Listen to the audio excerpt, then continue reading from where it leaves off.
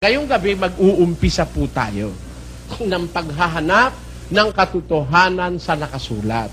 Ito po ating gagamitin na kung hanap natin katotohanang walang kalisya-lisya at katotohanang walang kaduda-dudang talagang totoo, dapat tayong magbatay sa bagay na nakasulat.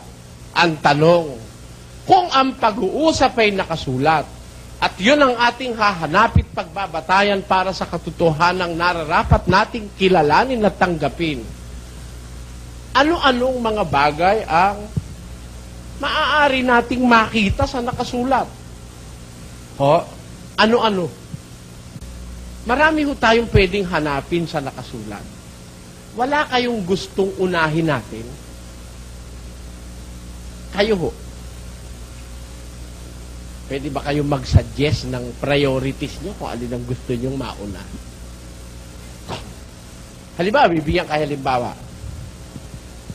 Naniniwala ho ba kayo yung iglesia may pangalan? Kung may pangalan, dapat nakasulat. Kasi sabi, mag-aaral ka sa nakasulat. Naniniwala kayong may Diyos? Of course. Alam nyo bang ang Diyos may pangalan din?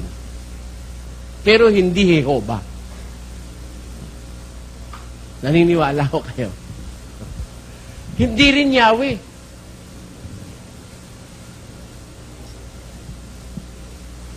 Yun, mga bagay na, halimbawa ko lang sa inyo para magkaroon kayo ng isipin. May pangalan ba talaga Diyos? Meron o. Sabi ni Jesus alam niyo, popular yun Ama namin, nasa langit ka, sambahin nawa ang ngalan mo. May pangalan na wala? Pinapasamba nga Pero ang tanong, paano mong masasamba kung di mo alam ang pangalan? Utos yun Bahagi ng panalangin tinuro ni Jesus, yung Lord's Prayer. Our Father who art in heaven, hallowed be thy name. Thy kingdom come. Thy will be done on earth as it is in heaven. Give us this day our daily bread, and forgive us our trespasses as we forgive those who trespass against us, and lead us not into temptation, but deliver us from evil. Amen. For thine is the kingdom, and the power, and the glory forever. Amen. Ayun. Di ba? Popular na popular yung panalangin. Ama namin, nasaan? Nasa langit ka. Sabi nung iba, kahit saan daw, nandun ang Diyos. Tama yun, Ang nakasulat, ang Ama nasa langit. Ang paniwala natin, kahit saan nandun ang Diyos. Kahit dun sa kabaret, nandun. Sa sauna ba, massage, doon, andun ang Diyos, kahit saan. Samantalang sabi ng panalangin, sumasalangit ka. Hindi yun yung ba naiisip yun? Na yun ay mga bagay na dapat malutas. Mamaya konti, abagi noong Maria, punong-puno ka ng grasya, ang Panginoon, Diyos ay sumasayo. Asa na? Na kay Maria na. Dapat isipin din natin yun. Are all of these things true? Hindi ho tayo nang aatake, pinag-iisip ko lang kayo. Kanina, nasa langit. Sabi nung iba, nasa kahit saan. Sabi naman nung isa, bukod kang pinagpala, ang Panginoon Diyos sumasayo. Asan ang Diyos? Na kay Maria. Hindi naman mahirap intindi, Tagalog yun Pero, kung iniintindi natin, naiintindihan ba naman natin? Hindi ko kayo pinangungunahan bait. Nagtatanong lang ako kasi I have to answer each and every question that is being thrown into me. Alam niyo, meron akong katungkulang sumagot sa lahat ng tanong Kung wala akong kamalayan sa mga bagay na ito, paano mo maaakay ang tao sa paghahanap ng katotohanan? Halimbawa, may itatanong ako sa inyo, ewan ko kung ano isasagot nyo. Narinig nyo na yung sinasabing, pag binato ka ng bato, batuhin mo ng tinapay. Alam nyo bang wala sa Biblia yon? Ba't naman yung tinapay ipambabato mo? Kaya rai-rai namang maibabato'y tinapay pa pinili mo ipambato. Yung tinapay, ibinigay para kainit, hindi para ipambato. Meron pa mga kawikaan ng mga tao. Akala natin, madalas nasa Biblia, turo ng Diyos, hindi naman pala. Kung iisa-isahin ko, hahabang masyado ating introduction, di pa ho tayo nakakapag-umpisa. Kaya humihingi ako sa inyo ng ang tawag doon, suggestion. Maghahanap po tayo sa Biblia. Gusto nyo, hanapin natin ang kahulugan ng pangalan mo, pangalan ko, ang ating pagkapanganak. Anong araw kayo pinanganak? Lunes, Martes, Miyerkules, Huwebes, Biyernes, Sabado, Linggo? Anong buwan? Anong taon? Gusto nyo hanapin natin sa Biblia? Makikita ho natin. Kaya lang, humihingi ako sa inyo ng prioridad na gusto nyo. Alin ang una nating hahanapin sa Biblia? Kung natural, yung pinakamahalaga na dapat nating hanapin. Hindi ba ho yun ang pinakamagandang hanapin natin? Payag ho kayo. Alin ho hahanapin nating unang-una? Pakinggan nyo, 6:33 ni Mateo. Datapwat hanapin muna ninyo ang kanyang kaharian at ang kanyang katwiran, at ang lahat ng mga bagay na ito ay pawang idaragdag sa inyo. Meron ng suggestion dito si Jesus Christ. Seek ye first the kingdom and the righteousness of God, and all these things shall be added unto you. Hanapin muna ninyo ang kanyang katwiran at ang kanyang kaharian, at lahat ng mga bagay na pangangailangan nyo'y pawang idaragdag niya sa inyo.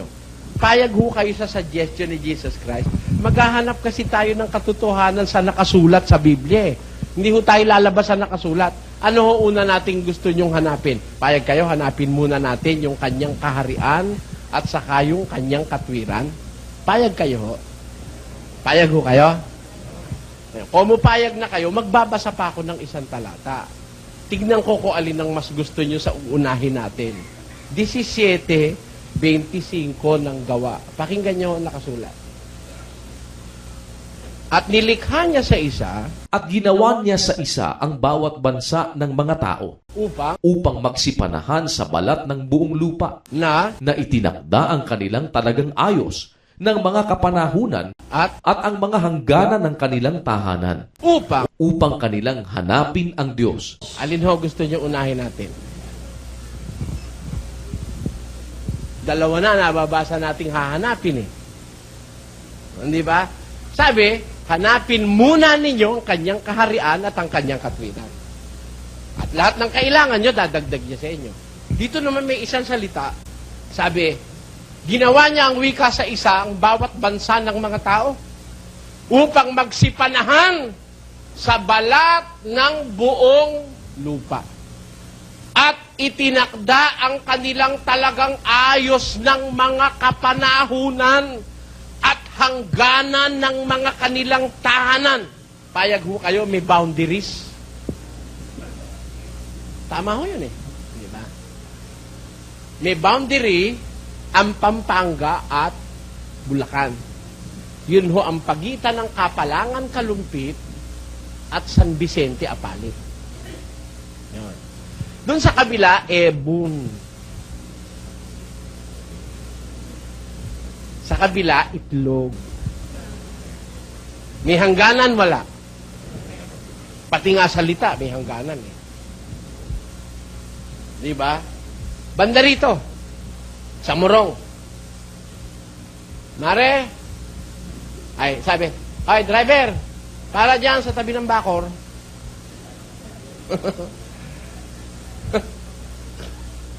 Sabi naman, sarsar na ikambang kay gaor pa ng gaor. Oh, tamo? Sa amin, gaod. Sa kanila, gaor. Pagdating sa Pampanga, kuloong. Dito sa Tagalog, ay, sa Batangas, kuloong. Dito, hukay, balon. At kuminsan nga, mayroon pa masasamang nangyayari sa mga salita. Eh. Ngayon, mayroon sinasabi dun sa Biblia, ang Diyos ang wika, nilikha niya sa isa ang bawat bansa ng mga tao upang sila'y magsipanahan sa balat ng buong lupa na itinalaga ang kanilang talagang ayos ng kapanahunan Kaya kanya-kanyang panahon eh. Sa Amerika, may taglamig na matindi. May yelo. Dito, wala eh. Kaya yung ginawa ng Diyos ng mga bansa, may hangganan, may talagang ayos ng kapanahunan, may hangganan ng kanilang tahanan. The Philippines is for the Filipinos. Tama po ba yun o hindi? The United States is for the Americans. France is for the French people. May kanya-kanyang hangganan ng tahanan, may kanya-kanyang ayos ng kapanahunan. Ulitin ho natin, saka natin ituloy. At ginawa niya sa isa ang bawat bansa ng mga tao upang magsipanahan sa balat ng buong lupa, na itinakda ang kanilang talagang ayos ng mga kapanahunan At ang mga hangganan ng kanilang tahanan upang kanilang hanapin ang Diyos. Baka sakaling maapuhap nila siya at siya'y masumpungan, bagaman hindi siya malayo sa bawat isa sa atin. Ako, hindi naman pala malayo sa atin eh. Kaya hanapin natin ang Diyos sa Pilipinas. Hindi natin makikita ang Diyos pag pupunta tayo sa Amerika. Dito sa Pilipinas.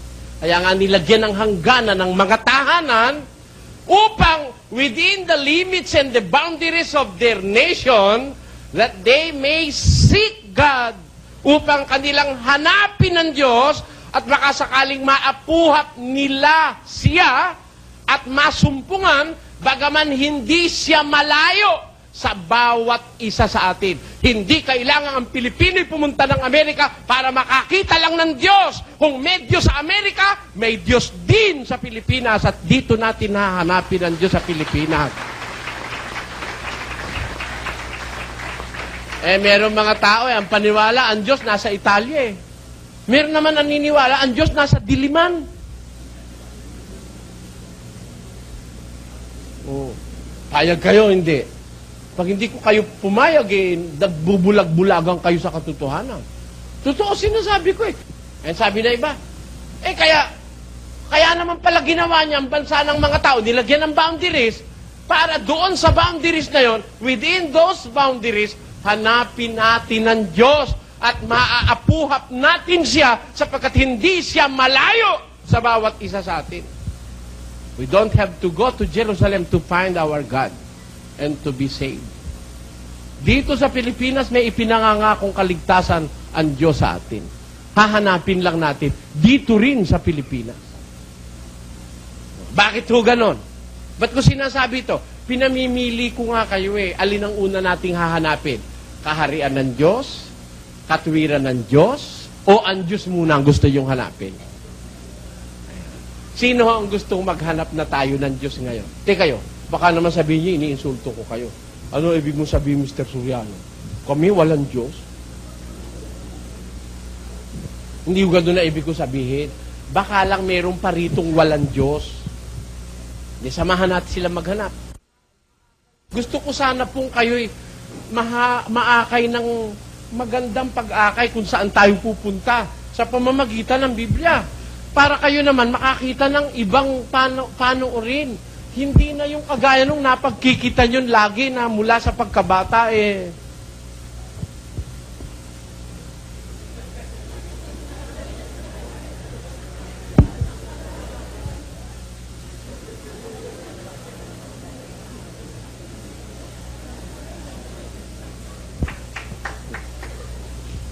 O baka mamaya naman eh, napagkikita mo palagi eh yung kakanta. Nagpupuri sa Panginoon. Pupuri sa Panginoon. May panyo pa yun eh. Pupuri sa Panginoon. Purihin natin ang Panginoon. El Shaddai, El Shaddai, El Adon Adonai. Age to age, you're still the same. Maganda naman eh. Hindi naman masama eh, no? By the power of your name, El Shaddai, El Shaddai, El Adon Adonai. We will praise and lift you high, El Shaddai. Palakpakan natin ang Panginoon! Palakpakan naman. Diba? Di ba pangkaraniwan natin nakikita na yun? Baka gusto nyong makakita naman ng iba. Ayon. Yung isa pang daan na magiging curious tayo sa lahat ng bagay. Wala tayong palalampasing isang bagay na hindi natin naintindihan. Because it is very, very common in almost all religious denomination because of the word belief, so many things are being left unexplained. Di ba? Tama o hindi? Sa relihiyon, maraming bagay na hindi na ipaliliwanag. Kumakapa tayo. Dominus vobiscum secula seculorum.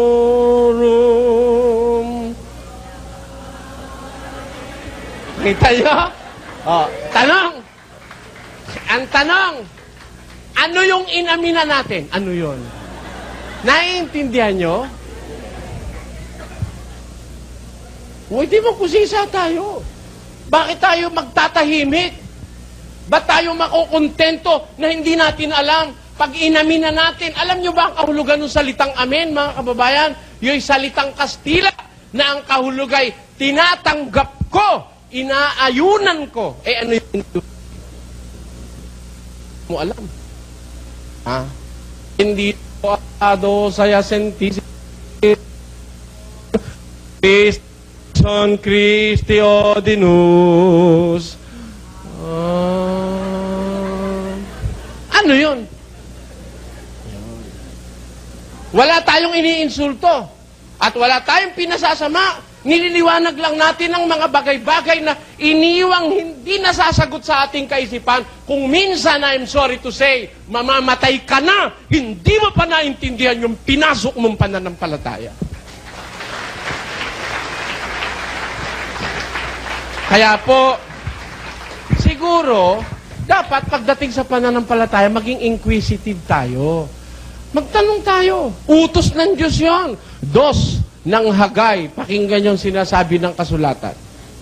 Versikulo 11. Ganito ang sabi ng Panginoon ng mga hukbo. Ano ang sabi ng Panginoon?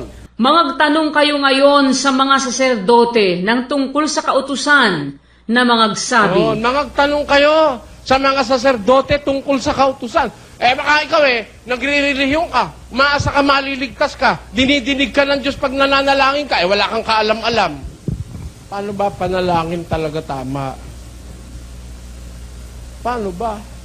Yung Chinese kasing kaibigan namin isa, noon daw araw, di kasi siya marunong Tagalog, hirap na hirap siya, kakabali-balik na daw dila niya. Talaga naman totoo Brother Eli, magkano sa inyo sisyo? Ano yun? Yung sisyo, magkano yun? Nag-uusap ko yung ano nga ba yung sinasabi mo, Brad? Big, ano yun? Sisyo. Ano yung sisyo? Yung pinalalaki, yung pagkatapos nagiging fried chicken. Sisiw. Sabi ko, sisyo tawag niya. Hindi kami nagkakaintindi. Pala, sisiw lang. Very simple, sisyo. Siya, di marunong masyado ng Tagalog. Nung araw daw na siya ay nakumbirti sa Catholicism, abagi noong Maria, punong-puno ka ng grasya ang Panginoon Diyos, sumasay bukod kang pinagpala sa babae at pinagpala ka naman anak mong si Jesus. Santa Maria, Ina ng Diyos, panalangin mo kami makasalanan at kung kami mamatay, amen. Hirap na hirap siya. Nung matapos niya na isa, Santa Maria, Ina ng Diyos, panalangin mo kami makasalanan kung mamatay, amen. Ito susunod, pale-paleho, pale-paleho. Iniintay na lang daw niyang matapos yung mga kasabay, pale-paleho, pale-paleho. Kasi nahihirapan daw siya. Hindi siya marunong Tagalog. Kaya, bandang huli, ginagawa niyo na lang, pale-paleho. Pale-paleho. Oo nga naman, pare-pareho rin naman ang sasabihin mo, no? De short, naintindihan na siguro Santa Maria, hirap siya magsalita, no? Pale-paleho. Pale-paleho. Nakatapos di siya magrosaryo. Ano ang ibig ko sabihin doon? Ang ibig ko lang sabihin sa inyo, mga kapatid, halimbawa, ginagawa natin, nananalangin tayo. Ano ba panalangin Diyos? Parang ang hirap-hirap namang manalangin pag gano'n. Biro mo, 15 minutes. Pag mahina ka pa. Yung iba nga, para mabilis na lang, talagang inaapura na. Parang masingga na nga po. Abang nung naplumlungan kasi ang Panginoon, sumasaybo ka, pinagpala ng si Jesus. Sa tamanay na nandiyan, panalangin mo kami makasala. Pabilisan na, dahil matagal Ganun ba talaga panalangin Diyos? Oh, napakahirap naman yata manalangin ng kahaba-habang gano'n. Ang haba naman eh. Paano panalangin? Andain nating itatanong sa Diyos eh. Payag kayo, sasamahan ko kayong magtanong. Sasamahan ko lang naman kayo eh. Kung payag kayo, sana balik kayo uli. No? Uumpisahan nating tanungin ng tanungin. Hanapin natin, sino unahin natin? Ang kaharian ng Diyos, ang kanyang katwiran, o ang Diyos mismo? Palagay natin may Diyos kayo. Eh baka naman kaya ang Diyos nyo ito. Pakinggan nyo. Gayunman ng panahong yaon, sa hindi ninyo pagkakilala sa Diyos, kayo'y nasa pagkaalipin ng sa katutubo ay hindi mga Diyos. Kita nyo? Nang panahong yon, sabi ni Pablo sa mga Kristiyano sa Galacia, kayo nasa pagkaalipin. Sa hindi ninyo pagkakilala sa Diyos, ay nasa pagkaalipin kayo ng sa katutubo'y mga hindi tunay na Diyos. Baka naman kayo may Diyos ngayon, pero hindi naman tunay. Baka lang naman wag ho kayo magagalit. Kasi ganito eh. Bakit, Mr. Soriano? Hindi ba pare-pareho lang naman ng ating Diyos? Hindi ho. I beg to disagree. Hindi ho pare-pareho Diyos natin. Tanungin nyo sa Sabadista, ano ang sabi ng Diyos nyo tungkol sa baboy? Hay, bawal yan. Marumi ang baboy, karumal-dumal, susunugin sa apoy ang kumakain ng baboy. Sabi ng Sabadista. Yun ang sabi raw ng Diyos niya. Tanungin natin yung pare. Padre, masarap, bawal ba ang baboy? Sarap-sarap ng lechon, ano ka? Hindi totoo yun. Ba't hindi ho bawal sa atin ng baboy? Eh, hindi naman ikabawal ng Diyos eh. Therefore, yung Diyos ng pare, hindi sa kanya bawal ang baboy. Yung Diyos ng Sabadista, bawal sa kanila baboy. Pareho sila ng Diyos. Naku, mag-aawa yung pag nakita. Yung isa'y bawal, yung isa'y hindi eh. Oh, eto. Anong araw ba talaga ang pangilin? Sabado. Sabi ng Sabadista. Ang hindi nangingilin ng Sabado, maimpyerno. E tanong mo sa kabila, umakmang ka lang ng konti, may isang kapilya uli ron eh. Matutulis naman. Pastor, anong araw ba talaga pagsamba? Linggo, saka Webes. Ba, magkakontra sila, Sabado yung isa eh. Ito naman isang Linggo, Webes. Lumakad ka uli, ilang hakbang lang. Pastor, ano ba pagsamba? Miyerkules, prayer meeting. Tapos, Biyernes, overnight. At Domingo, Sunday worship. Doon lang sa pagsamba, yung araw, hindi sila pare-pareho. Ngayon, pare-pareho ba tayo ng Diyos? Hindi. Sabi ni Pablo, sa hindi ninyo pagkakilala sa Diyos, nang nakaraang panahon, kayo'y nasa pagkaalipin ng sa katutubo ay hindi tunay na mga Diyos. Amen? Ngayon, nung makilala na nila, ano sabi ni Pablo? Tuloy natin ang talata sa 9. Datapwat ngayon, yamang nakikilala na ninyo ang Diyos, O o ang lalong mabuting sabihin, kayo'y nangakikilala ng Diyos. ayun. Ngayon, sabi ni Pablo, nakikilala na ninyo ang Diyos. O ang lalong mabuting sabihin, nakikilala na kayo ng Diyos. Alam nyo kasi, yung pagkilala sa Diyos, it must be a two-way affair. Ha? Maaaring nakikilala mo si Presidente Ramos. Araw-araw nakikita mo, kilala mo. Presidente siya ng Pilipinas. Ang kanyang pangalan, Fidel Valdez Ramos. Taga-Pangasinan siya, iisa ang bato dahil nawala na isang bato niya. Siya'y dating military. Lahat, alam ko, pinag-aralan kong ang buhay ni Presidente Ramos. Ba't ako naniniwalang siya ay isang taong madisiplina? Sa isang taong iisa ang bato, para humaba ang buhay mo, kailangan may disiplina ka sa buhay. Hindi ka dapat nagkakain ng maalat, ng maanghang, patis, mga toyo. Hindi dapat. Tingnan niyo si Presidente, ang lakas-lakas ng katawan. Kahit iisa ang bato niya, ibig sabihin, marunong siyang magdisiplina sa sarili. Hindi kain siya ng kain ng kahit anong bawal. Ano ibig kong sabihin? Kilala natin si Ramos. Pero the big question is, kilala ba tayo ni Ramos? Ganon din naman ang Diyos. Maaari sinasabi natin, kilala natin ang Diyos, pero kinikilala ba naman tayo ng Diyos? Kaya yun lang pagkilala sa Diyos, isang malaking usapin yan, mga kababayan. Ayan. Binibigyan ko po kayo ng ideya kung ano magiging takbo ng Bible exposition ito. Ano-ano ang mga tatanungin natin, uusisain natin sa Diyos sa pamamagitan ng nakasulat sa Biblia. Diyos, ikaw nga ba'y Diyos? Meron ka nga bang... Ano ka ba talaga? Sabi ng Mormons, okay, magagalit kung may Mormons dito. God has a body of flesh and bones as tangible as man's. Ang Diyos daw, may buto at may lamang nahihipong kagaya ng tao. Sabi ng Mormons. Sabi naman ng Iglesia ni Cristo, ang Diyos daw walang laman at buto. Doon sa punto na yun, magkakontra na yung Mormons at saka ang Iglesia ni Cristo. Gusto ko pagkasunduan natin. May Diyos kayo, may Diyos ako, no? Itabi kaya natin sandali yung ating paniniwala. Tapos, i-concentrate natin sa Biblia. Sama-sama tayo maghanap. Kayo rin, magtatanong. Pag pinag-umpisahan na natin, halimbawa, sa isang pagtitipon natin, tatanong natin, may Diyos ba talaga? Maaari, gusto nyo itanong nun. Sabi nung iba, walang Diyos eh. Sino nagsasabi walang Diyos? Yung mga ateista. Naniniwala kayo? Maraming hindi naniniwalang may Diyos. Ngayon, una nating tanong siguro, may Diyos ba? Kung meron, ano pruweba? Is there an evidence to show that there is an existing God who is over all the universe? Meron ba na existensya ang Diyos? At kung may Diyos, asan siya? At kung may Diyos, sino siya? Kung may Diyos, ano siya? Kung may Diyos, ano pangalan niya? Kung may Diyos, may ba kasama ba siya? O nag-iisa lang siya? Sabi nung iba, ang Diyos daw, walang hindi magagawa. Nothing is impossible with God. Gusto nyo babasa ako sa Biblia, may imposible sa Diyos? Pakinggan nyo sa Ebreo. Pakibasa. Upang sa dalawang bagay na di mababago, na diya'y di maaaring ang Diyos ay magbulaan. Ayun. Sa Biblia ng Tagalog, ang sabi, hindi maaaring ang Diyos ay magbulaan. And I will read it in the English translation. That by two immutable things in which it is impossible for God to lie.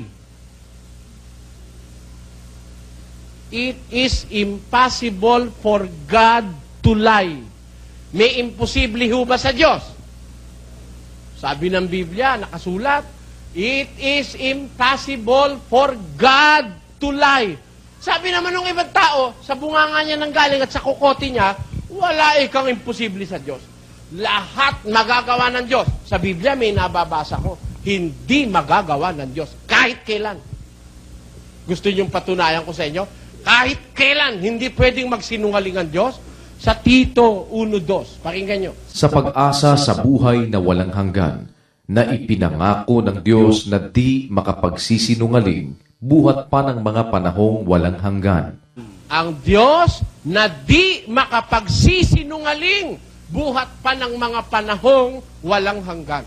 Titignan ninyo, di po ang Diyos hindi pwede magsinungaling. Tapos sabi ng iba, lahat daw ng bagay magagawa ng Diyos. Isa po ito sa bagay na hindi pwedeng gawin ng Diyos. Ang siya'y makapagsinungaling. God who cannot lie. It is impossible for God to lie. Ayan, mga nasa Biblia. O yan, basahin nyo sa inyong bahay kung di kayo naniniwala. Tapos, think it over and over again. At yung inyong dating natanggap ng paniniwala ukol sa Diyos na walang imposible sa Diyos, pag sinabing walang imposible, pati ang Diyos pwede rin magsinungaling. Pero, sabi ko sa Biblia, hindi pwedeng ang Diyos ay magsinungaling. He is incapable of lying. He cannot lie according to the Bible. At diyan sa mga premisong yan, mga kapatid, mga kaibigan, inaanyayahan ko po kayo sa